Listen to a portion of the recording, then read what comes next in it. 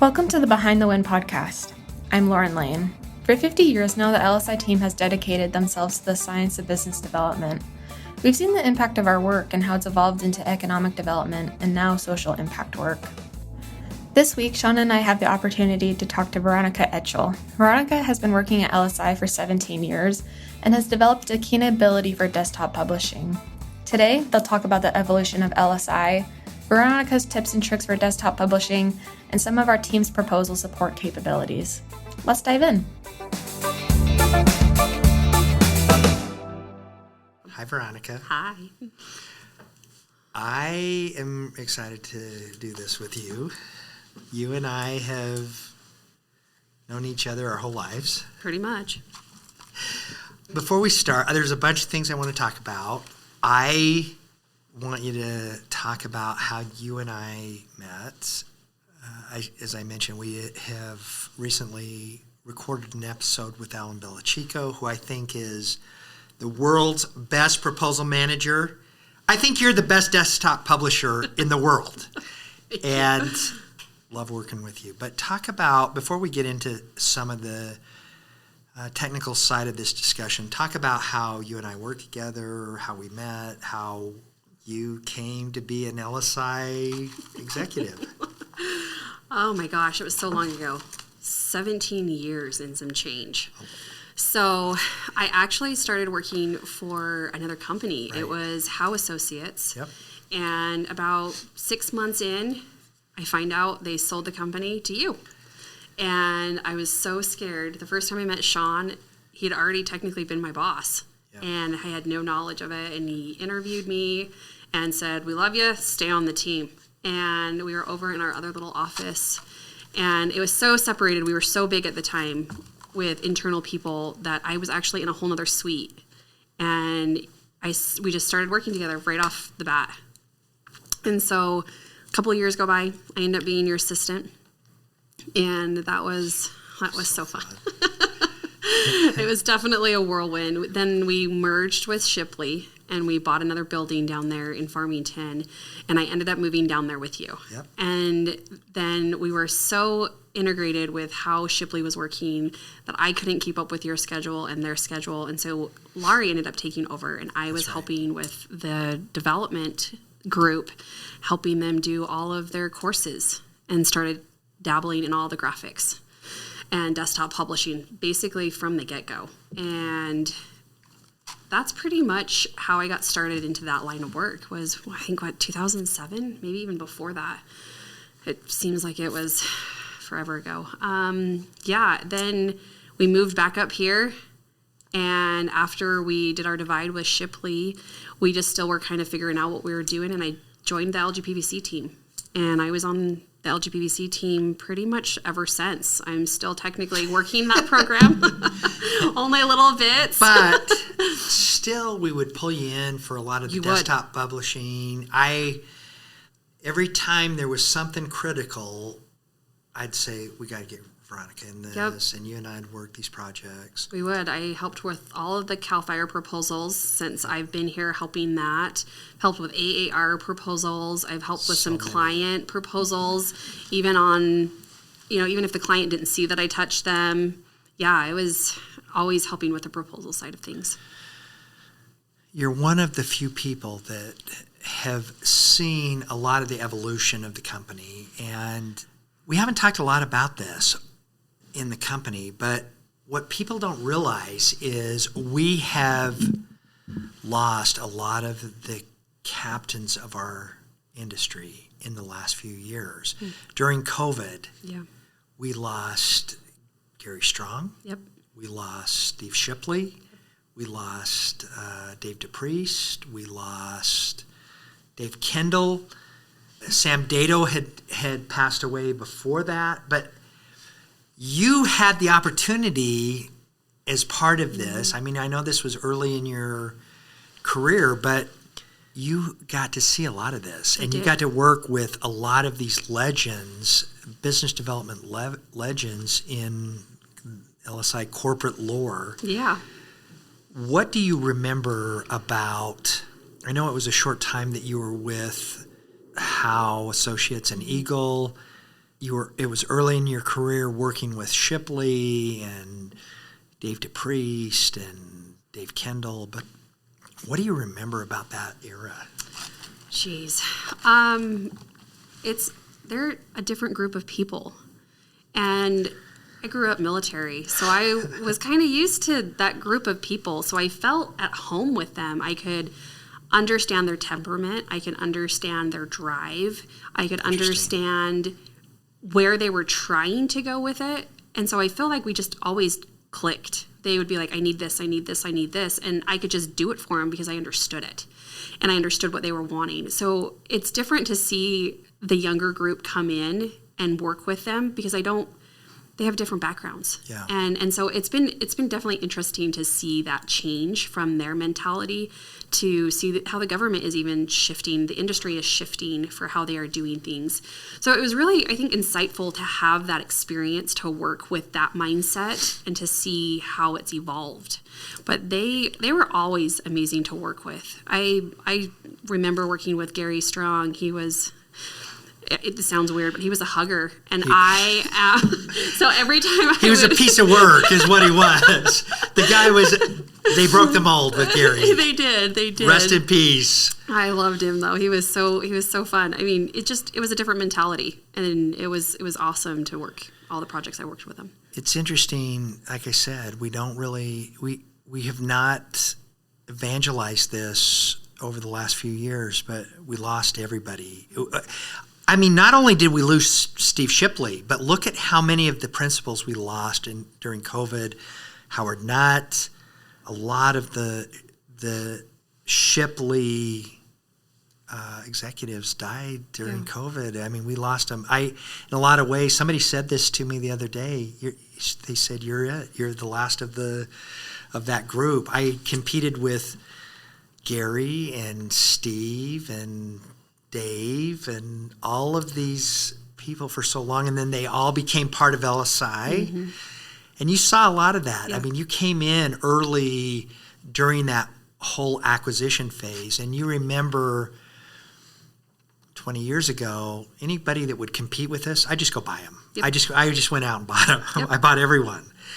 And I think it was good for our company in a lot of ways. We learned a lot of new things. We had a lot of new ideas, new insight, and you saw a lot of that. And you saw that, during that time that you and I worked together when you were my assistant, which was amazing.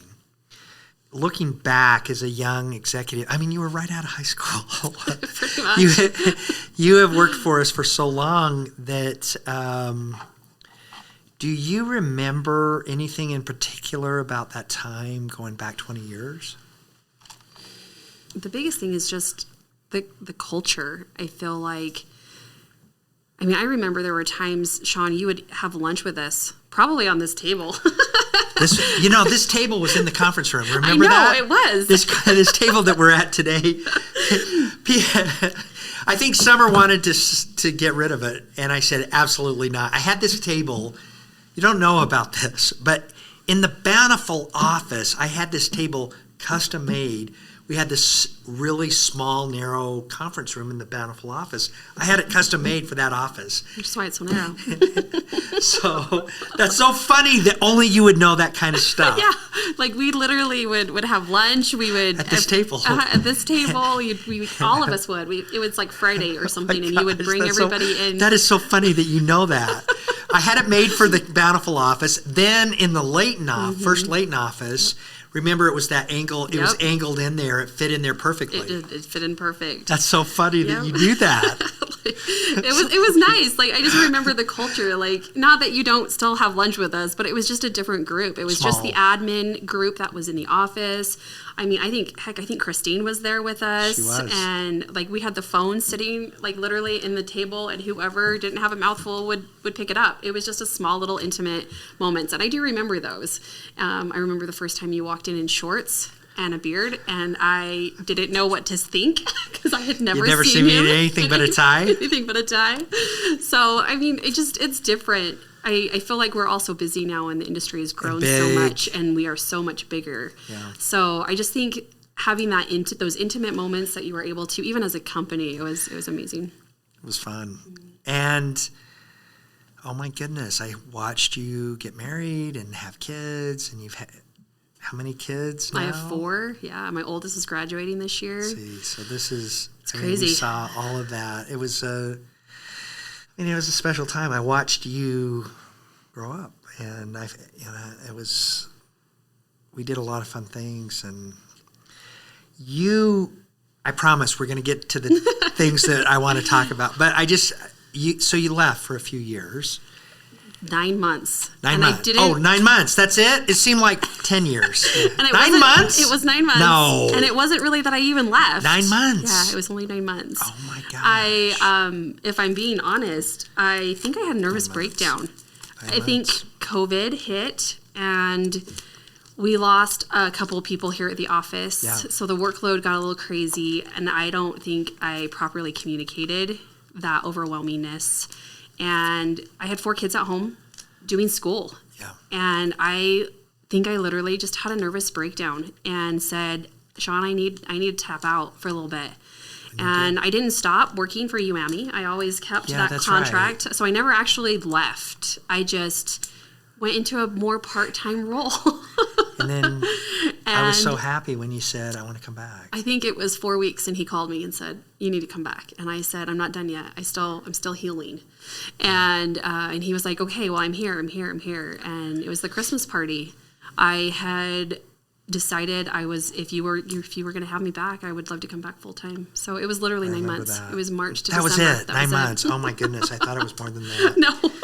That's funny. I like in my mind thought, that was like a couple of years. It felt 9 months. Yeah, 9 months. And then you're back. And we've had that with a lot of people, Christine and other people in the company, other executives. Why'd you come back?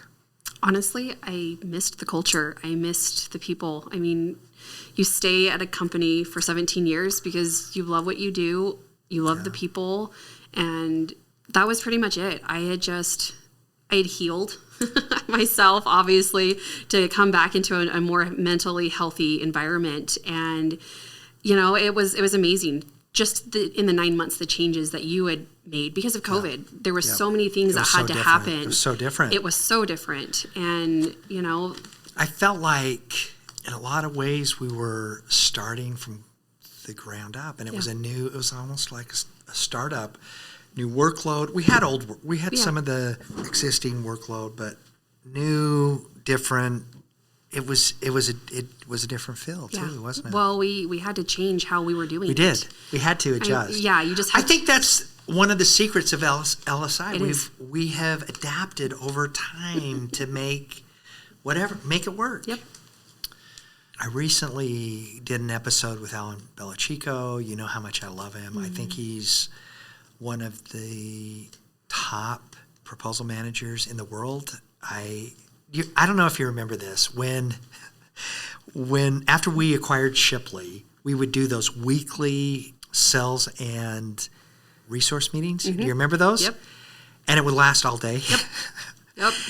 Every single week, Steve Shipley would say to me, he'd turn to me and he'd say, if the company's future was dependent on one proposal, who would be your proposal manager? That would kind of drive my thinking of who are we going to resource for this? Yeah. And I said to Alan, you'd be my guy. You'd be my proposal manager. I love him that much. He's amazing. You are to desktop publishing what Alan is to proposal management. I've never worked with anyone who is a better desktop publisher than you. You are the most talented, and this was not your background. No. You learned this through your time at LSI. So you talked about working for me, and then you were on the content team at Shipley those years. Learned a lot. Yep. I mean, from a lot of talented desktop publishers. But what I so admire about you, Veronica, is that you developed this amazing skill set that is so difficult. There's a handful of individuals in the world that have the ability to do desktop publishing like you. How did that happen? I think working with that development really helped to kind of get to feed the fuel that I needed to understand this. Unfortunately, the government doesn't work in InDesign or in the Adobe system, so you can't really just do it that way. You have to be able to do it in Word. And the more we were doing more proposals, I realized there really was nobody who knew how to do this. Amazing. So I sat down and literally would just, how do I want this to look? How do I get these tools to work? And I literally just learned. And it's kind of crazy how bad Microsoft really is. Like, let's be real. Word is hard to work with. Right? It really is. And so I feel like I have found that magic touch to be able to go in and do it. And I can apply it to simple things, whether it's a monthly report or a huge $200 million proposal. Yeah. Like, you just have to be able to learn how to do it and figure out the nuances of Word. So, yeah. You have worked now hundreds of proposals. Every time, and you know this, I mean, I've told you this, that anytime we have a critical document for a client or internal, you're it. Mm-hmm. You do it. Not only are you so good at the mechanics of desktop publishing, which we're going to talk about in a minute, but I love that you always look at the RFP. You always read the RFP and determine, is this compliant? Mm-hmm. Not just compliant in page numbers and font and that, but is it compliant? Did we respond to it? Mm-hmm. This is a special gift that not a lot of people can do. This is your superpower. That's my superpower. Okay. What do you, when I give you an RFP, when you get an RFP, how do you go about building in your mind a strategy around this is what this document's going to look like? So I basically strip the RFP. So I'm actually... So talk about that. Yeah. This is kind of a new term that we use in our industry, RFP stripping, or or we call it create an outline, exploding the RFP. Mm-hmm. Talk about that. So I'm actually in the middle of doing one right now that you had sent for an internal proposal. Yep. And sometimes it takes a minute to really understand what they're asking, because a lot of the times they may have a requirement, but they don't state that you actually have to address it. So I'm trying to dig through the weeds, and I literally go through and say, start with the musts. They always kind of list out the proposal must include this. So I always start with the musts, and I always try to include the text that is around that must. So then that way we know, okay, yeah, we need to, what's our approach? Well, what is it that they're looking for in our approach? And there's normally a blurb about it. So I try to include that. I try to dig into, I'm not a writer. I will say I don't read and I don't write, and that's because I really don't. I don't know what you're trying to tell me, and I don't know how to write. That's not my job. So I'm looking for things that I think the writer would need to address. You're a very talented reviewer, and I think you've developed that skill from your desktop publishing. Mm-hmm. That, okay, here's the real estate that we have in this document. We have got to respond in this box. Correct. This is the constraints that we have to respond, and you have developed this skill over time that is so amazing. Yeah, I think a lot of people don't realize when you're creating an outline or stripping an RFP, I always go down to the scoring, the evaluation, how they're going to rate us. And I turn around and say, just because they didn't ask us to write about it, this is how they're going to score us. We probably want our writer to make sure they're writing to that. I don't think if you don't know to look for that, you don't realize, oh, well, they were asking me for our approach, but they're also asking me how they're going to score us. Or they're not scoring us on our approach, they're scoring us on X, Y, and Z. So we need to make sure our approach includes X, Y, and Z. So it's definitely been it's challenging, and every RFP or every grant, every document I look at is always different. So sometimes it'll take me a half an hour to create, and other times it'll take me 2 or 3 hours to create, because you have to dig through and see what it is. I don't normally bring in any of the scope of work. That's the writer's job, to make sure they understand that, to include it in the requirements. But yeah. This discussion that we had with Alan recently, like I said, I just adore. And as you know, you were on this team as well. We just submitted a 500-page proposal, a complex proposal, complex requirements. The formatting, the structure of the document itself was complex. Yep. And a lot of our discussion with Alan was his approach to color team reviews. You were not on those color team reviews, but got the document afterwards. I mean, one of the things that I think is so unique about your skill set is, as I said, you can look at compliance. You are a compliance genius in reviewing the document and then determining, did we answer the questions? Did we answer the requirements of the RFP? Does it fit into the format? I have never met a desktop publisher that has that kind of skill set. It is so unique. Where did that come from? I guess being OCD. Left-handed. Yes. I Lefty. guess if I'm looking at a document and I know we have a requirement, like that's part of, what makes LSI win is we go back and do that double check. I look at it as if, correct, that compliance aspect of it is, I want to know, if I'm the reviewer, what am I looking for as the reviewer? Oh, did we answer this question? Yeah, you're I don't thinking see that. like I'm that. thinking like that when I'm creating the outline or the stripping of the RFP, because I want to make sure I give the tools, because sometimes our turnarounds are 48 hours. That's right. So I want them to have an easy of time to say, not only do I need to read the SOW and understand what the scope is, I need to also understand what it is I need to write to, and make sure all of those are in one little pretty place for him or her to read. Yeah.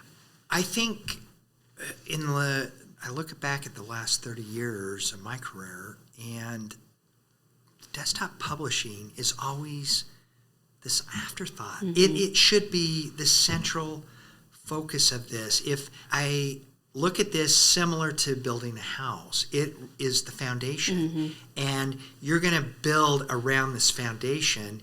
You've got whatever it is, 500 pages, 30 pages, 10 pages. And we're seeing that, right? We're seeing this evolution of our industry go from where we were doing, you remember LGPVC and some of these big complex proposals, multi-billion-dollar proposals that were 4,000 pages. Yep.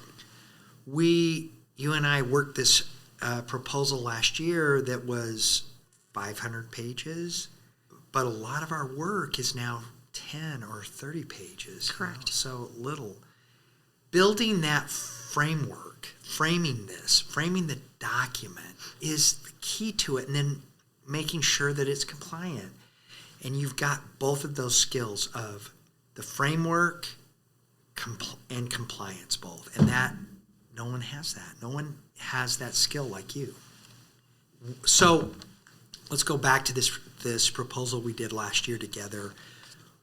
When you got the RFP, nothing was surprising. I mean, we knew what it was going to look like. A lot of that was because of our capture work that we've done. Do you often work with the capture team up front? When typically are you brought into this process? Well, it depends on the proposal. So obviously we had a capture team went in and actually created their own outline, and really didn't ask me to review outline or do any type of compliance. It was just make it look pretty. So when we turned around and started putting the text in, it would at least be all in the same. Knowing what I know now, I wish they would have said, let's do a double check on compliance and make sure we're hitting all of our areas. Because we got an amendment And the first thing I did was, let's double check nothing changed.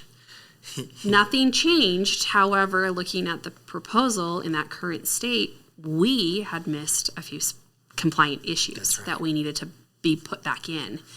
And so it gets missed. People are not perfect, which is why I think multiple eyes are always helpful and beneficial to see that. But no, I think it's always important to just have that double check, go through and make sure, what are we missing? I think I still have the RFP literally sitting on my desk right now.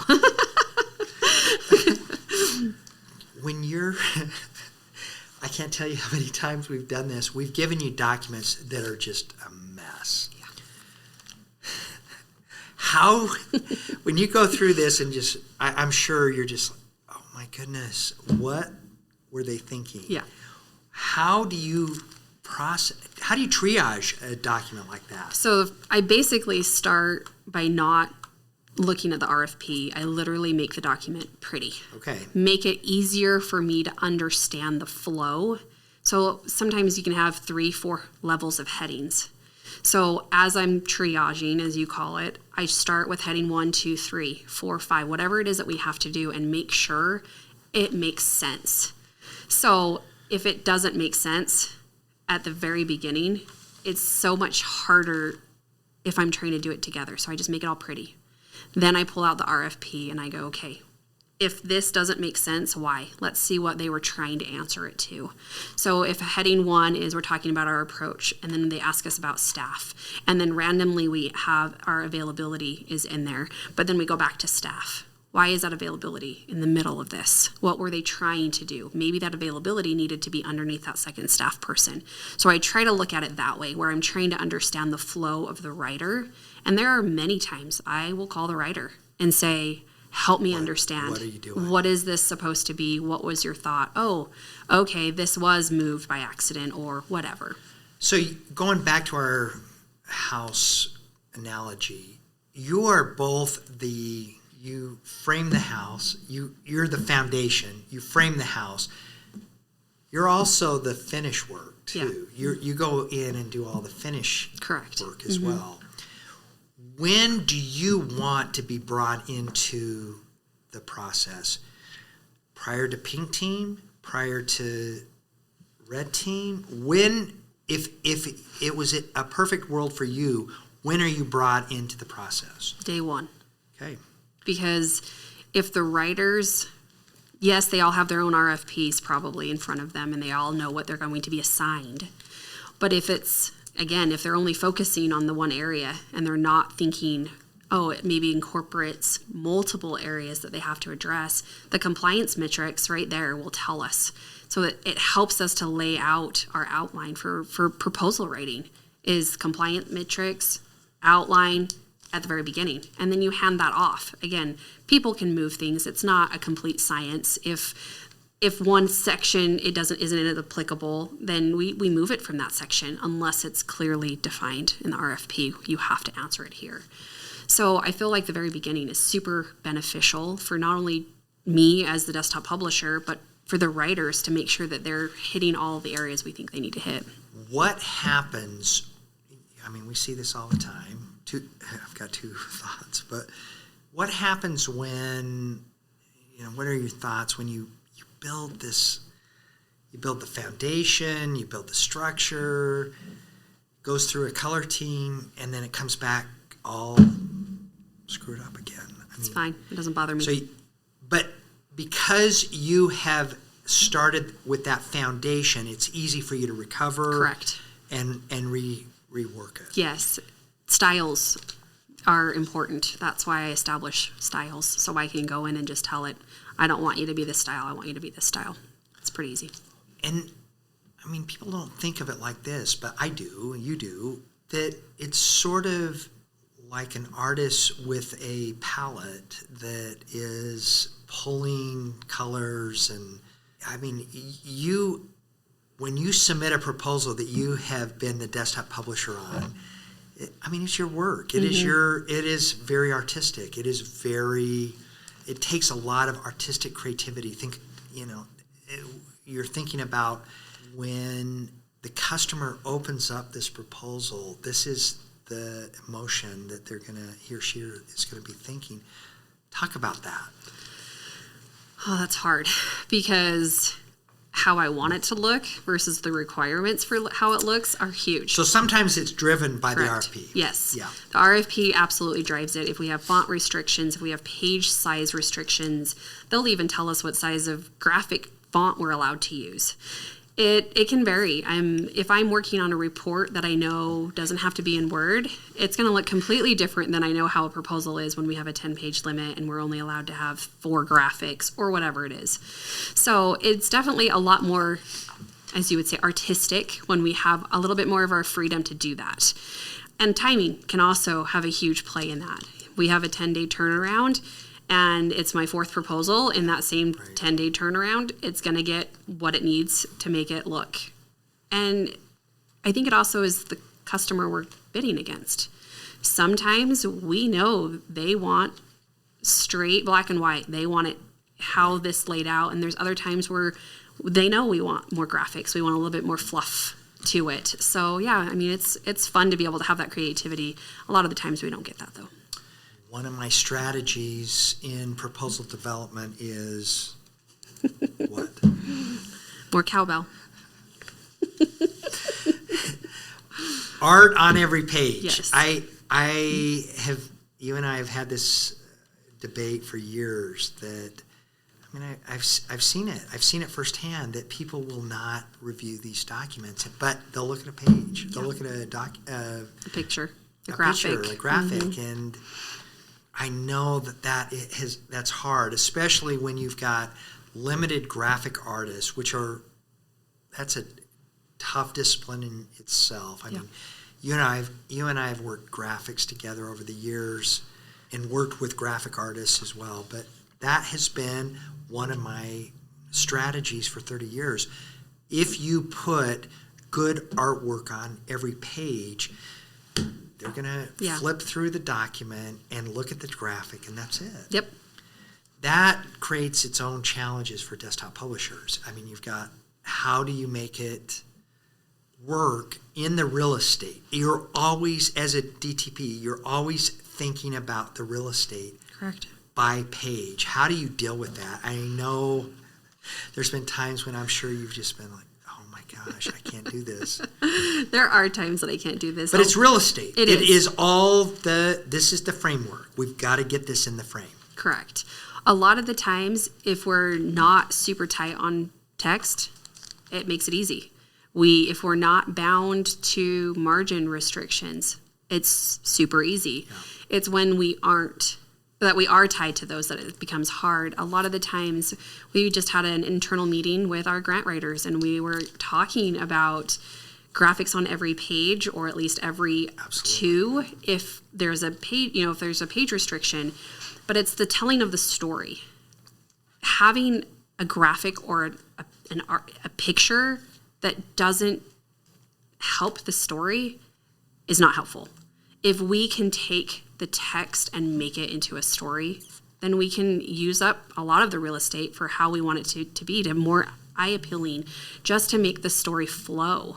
And I feel like we've really gotten away from that it's more, we're so page restricted that it's just a graphic. It's super hard. And if we're not time constricted, if we had more time, I remember what Summer had asked, how did we do this in the past? And we laughed and said, a lot of hard copies and a lot of edits. And I think I have pictures probably on my phone of Catherine hand drawing a graphic, and she would send me a picture of it because she was in a meeting and said, create this, or you do this, or even having, all of that happens. And that's how you get going. You just take it and go. I mean, we were talking about some of these legends, Steve Shipley and Gary and Dave, and when I was young, I was the youngest of that class, but when I started, we had real artists that were drawing and painting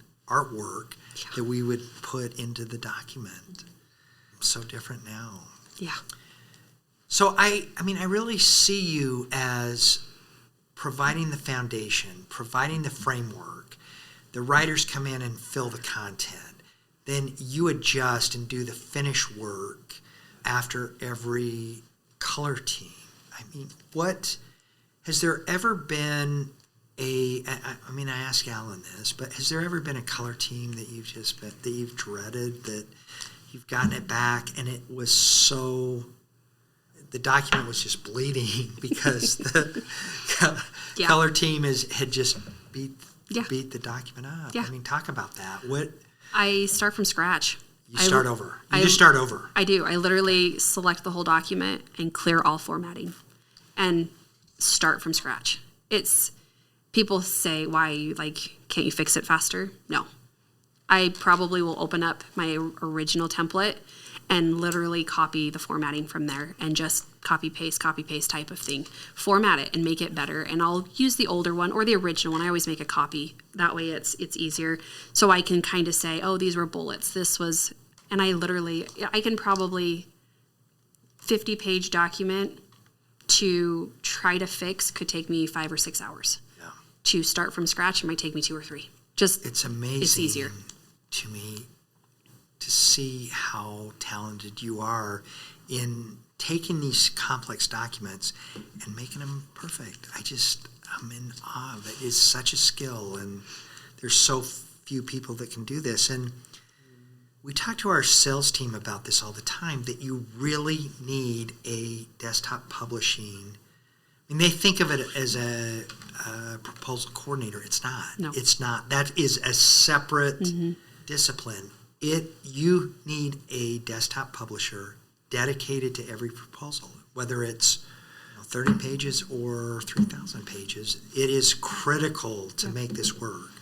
I mean, we have seen proposals that have been rejected because they weren't compliant with structure, with page limits, with font even. Remember? Yep.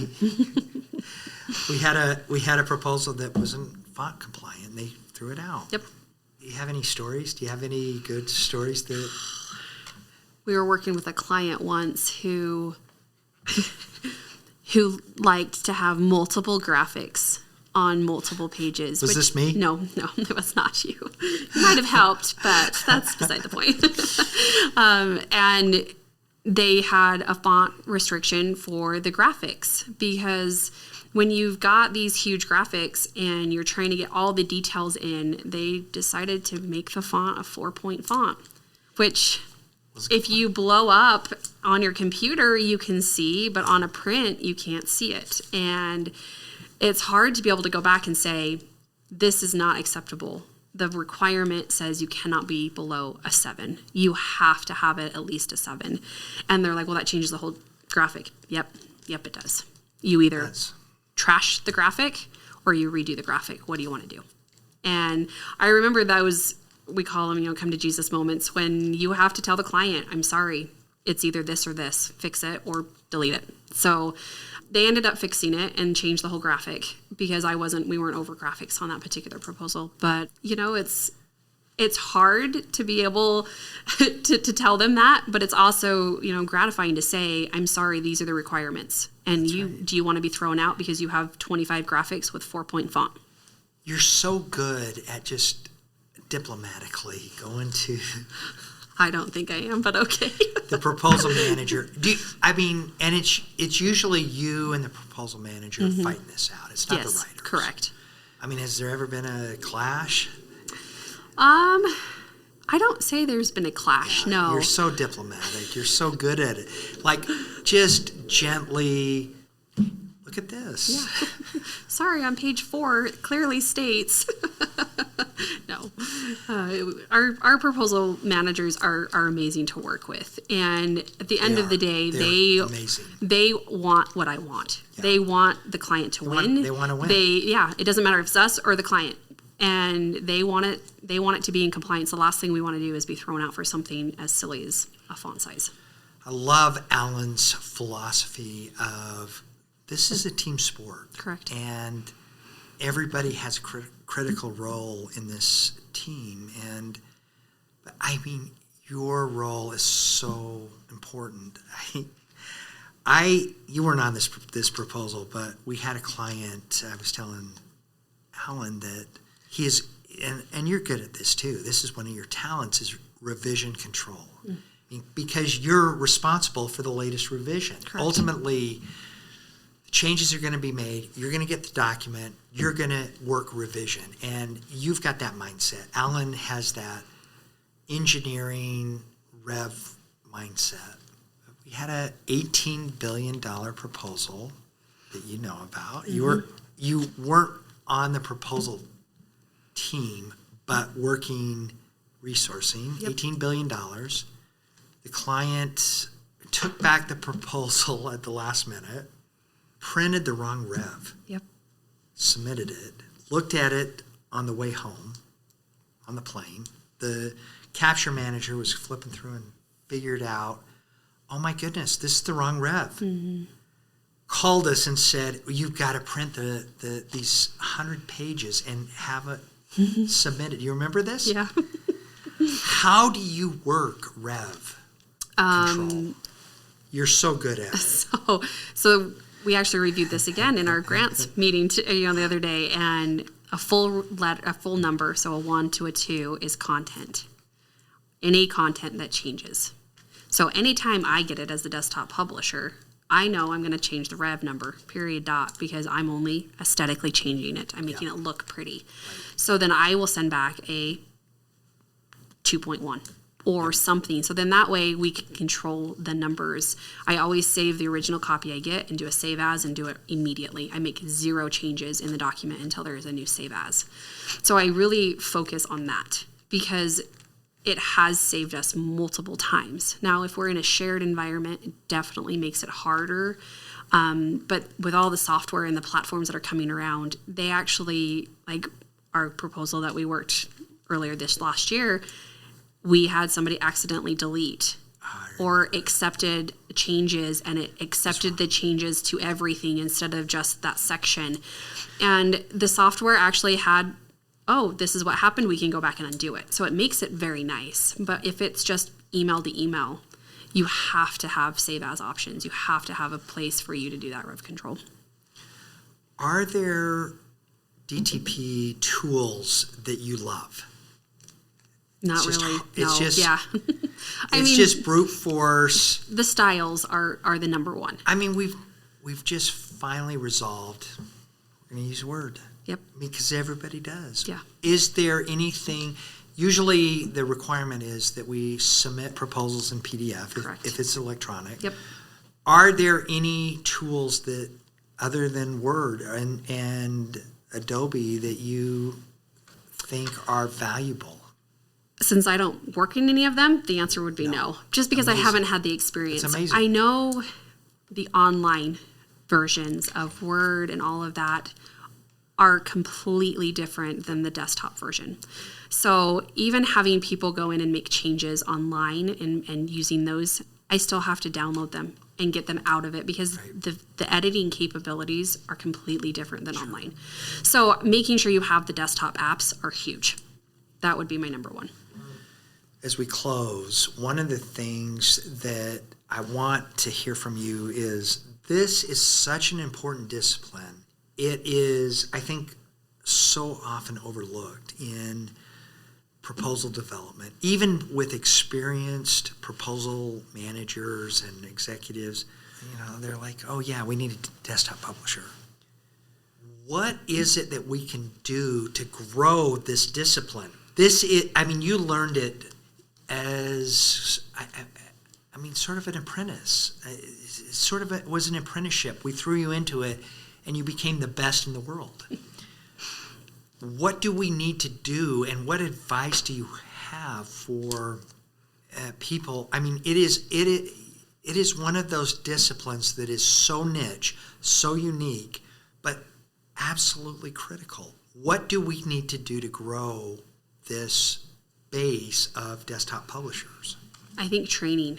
So having the Word, not to age myself, but when you grow up on Corel Word Perfect and Microsoft comes out, you kind of have to just learn it because we were learning it. But in our training that we just had, even one of our top grant writers said, I learned 5 new things today, Veronica, just in my 45-minute training. And we've been writing processes. We've been doing all that kind of stuff. A lot of the times people who use Word on a regular basis, it's not to write books. It's not to, they're not formatting that. They normally will hand that off to a different company to do that. So it's just text to them. And since we live so much in the proposal world, for us, it has to look appeasing to the person who's reading it. We have to make it look like a book. And so I think just the more training, the more you play with it, it's easier to understand. And that expectation is so much greater today than it was even 5 years ago. It is. One of the things that we see often, we've had this discussion before, but oftentimes these proposal managers think, let's give this to a graphic artist. Usually that's a failure. It is. Why do you think? It's actually an ongoing debate at my house because I have a brother who's an artist and a book writer, and I have a husband who is a programmer and a graphic artist, and a son who's actually just completed all of his courses for a graphic artist. And there's a difference in the brain and the way you think of things. My brother is an artist who is going to get an art degree. Great. My son is not an artist, but he has to get, in order to get a graphic design, he has to get an art degree. Yep. It's completely two different things. A computer on the art, or arts on the computer versus arts that you can actually draw is a completely different mindset. So when you hire an artist to come in, they look at it completely different. How do I make this canvas look amazing? Yep. And somebody who's on the computer side, for me especially, is how do I make it compliant? How do I make it functional? How do I make it look good without overkill? I don't know how to say that without saying overkill. But that's also my brain. That's how I work. And so to have me draw a flower, you're going to get a pretty stick-figured flower. If you ask my brother to draw a flower, he's going to give you the most detailed, beautiful flower you've ever seen. That's just the differences in our brains. I hate to generalize, but a lot of times these artists they lack the discipline. They lack the ability. Right? I mean, and proposals are structured. It's a different mentality. It's a different thinking. My hope, and one of the things I wanted to accomplish in this discussion that you and I had was to encourage young executives in our company, in our industry, to pursue this role of desktop publishing. I wanted to get our delivery team, our sales team, our proposal team thinking about the importance of desktop publishing in this proposal development process and build a capability and a discipline around desktop publishing. When I started, and I mean you were shortly after that, there was no one doing this. Correct. There was no one doing this. And in fact, it used to be that in our business we thought that a proposal writer and a proposal manager were the same thing. Correct. They're not. They're a different discipline. A writer and a manager are not you need different skills.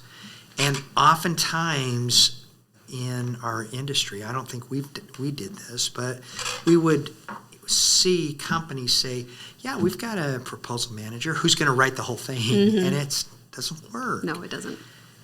I think we're at a point in our industry that we need to really capture this science of desktop publishing and evangelize the importance of it, whether your proposal is 30 pages or 3,000 pages. This is a critical element of the proposal development process. And I mean, we need an army of DTP. It just doesn't exist. You are such a unique skill set, such an anomaly that is oftentimes lumped into, as we've talked about, the graphic artist. We'll just give it to our graphic artists. We'll give it to our proposal coordinator will give it to. It's not. It is its own skill set that we need to grow and develop. And for everybody listening to this episode, you are in my opinion, the world's best. The desktop publisher I would give if our company was dependent upon one last proposal, as Steve Shipley used to say to us. So I'm excited. I mean, I know that you've been with us a long time, and oftentimes I think of you, oh yeah, she's one of the young kids of the business. But no, I mean, you've been with us longer than anybody, and also an amazing subject matter expert in this field, in this discipline, in this science of desktop publishing.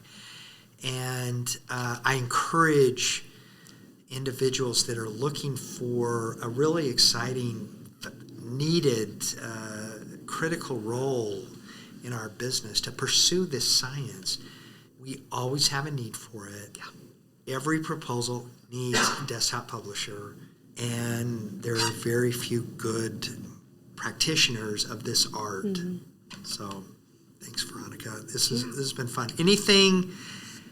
I mean, I know we've kind of closed the 50-year anniversary campaign, but I mean, you've been here a long time. Any memories or stories that you can share in your long history with our company? Just about anything? Anything. Oh. There are so many memories. No, I mean, when I think of how fun it is to work here, I mean, hey, that's amazing.